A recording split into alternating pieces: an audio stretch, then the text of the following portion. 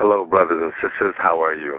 This is your host, Amachi Amega Petowunana, and you are listening to the Indigenous Knowledge Studies. We're going to play one more song. I'm waiting for brothers and sisters to make it to the chat rooms, into the lines. We have a very interesting topic tonight. I'm going to discuss spiritual baths. And not just any spiritual baths, and not the baths that the majority of people are used to, but I'm going to get into the subject of indigenous spiritual baths, what they are, how they work, how we deal with them, and the pros of using spiritual baths the indigenous way and not necessarily the more New Age, occult, hocus-pocus, mystical type of way, but more of the nature-based ways of using spiritual baths. So we have some extremely interesting and dynamic information to go ahead and put out tonight. And I'm really looking forward to brothers and sisters asking questions. Look, I want to make this a little more interactive. I don't want to sit here and, dictate everything all the time. I want you guys that are listening to get involved, to start asking questions. So what I'm going to do tonight is that, of course, it's always going to be a question and answer show. So I'm looking for your questions, and that's the way the show is going to go, and that's how we're going to direct it, according to your questions. But tonight, I want to get brothers and sisters to call in to ask specific questions about indigenous spiritual baths, because I think there's a lot of misconceptions about spiritual baths and the way that they're used now and the way I hear people speaking about them. I don't think they truly understand what role what most people are calling the spiritual bath plays in the indigenous practice, because it plays an extremely large role. And I'm going to get into the science of it and everything, but I want to go ahead and get some people to actually call in so that we can have, an open discussion, amongst brothers and sisters, even people that are familiar with the science and the knowledge. If you would like to call in and you have any comments that you would like to make, or you would have any questions about maybe even some aspects of the spiritual bath that you're used to, let's go ahead and talk about it so that I can start introducing some of these rare indigenous concepts that you would find in the bush of the northern regions of Ghana, that you would find in the bush of Burkina, of Benin, of Togo, of some of these areas where, when you really deal with the concepts, a majority of these different doctrines, philosophies, and subcultures are deriving from. Okay, so what we're going to do is we're going to go to one more intermission. We're going to play a traditional song, and we will be back in a second. Look, okay, I'm answering the question here. I see Blackmore asked a question about the difference between the indigenous medicine that exists in Kemet versus the indigenous medicine that you will find in Kemet.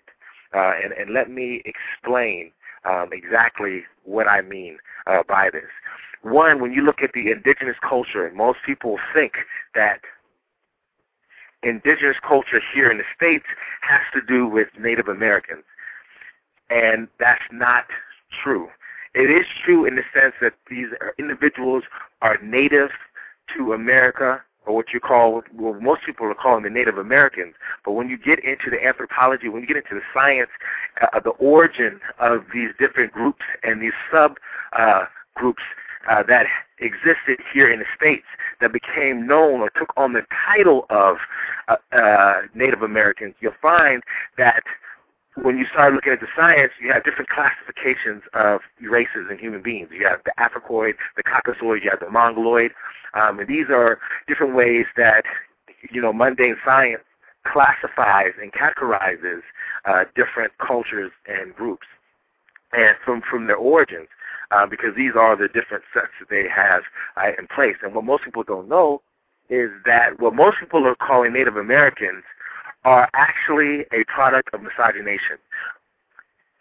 It's actually a product of the mixture of two main groups, the Mongoloid groups and the Africoid groups.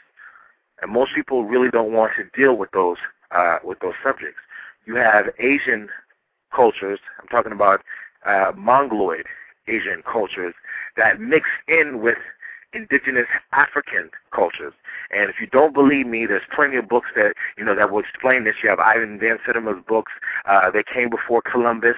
You have African presence in early Asia, African presence in early Europe, African presence in, he has the golden age of the Moors.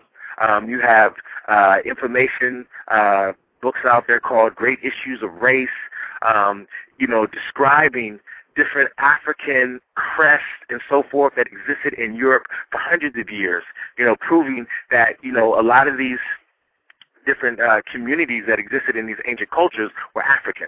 So we traveled around to a lot of places, and the proof that we existed here indigenously here in the Americas is when you start doing your research and you look into La Venta, Mexico, you start looking at the different pyramids and the structures that were there, and what do you find? You find huge African or Africoid type statues that exist there, which are undeniably African.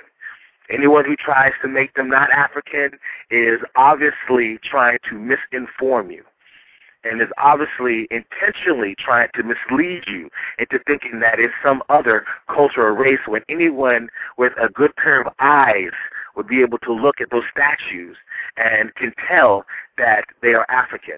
Now, you have different versions of different Olmec statues. You have some that look more African or Africoid, and then you have some that look more Asian. And like I explained to you before, you have a mixture, because when you start looking at the Hoshin dynasty, you start looking at these different type of things that can be documented throughout history. When these people, came, over into the Californias and so forth, and started mixing in with a lot of these different groups, you'll find that, this is when you start getting, the children of these indigenous Africans, where you get, the Mayans, you get the Aztecs, you get the Anasazis, you get all these other types of groups which are a product of miscegenation. But I'm talking about indigenous African culture, and the indigenous culture that you'll find here and the indigenous culture that you'll find in Kemet is one and the same.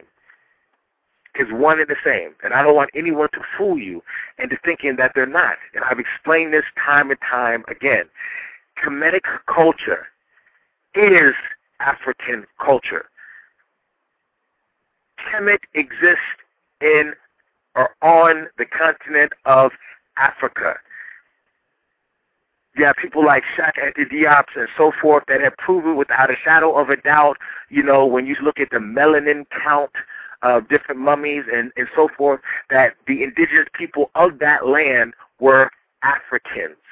You have people like Chancellor Williams that have come in through their intellectual research and so forth and have proven that the result of what most people think they're looking at now when they think of Egyptians as being light-skinned or pale migrant Indian or pale desert Arabs, these are not indigenous individuals to these areas.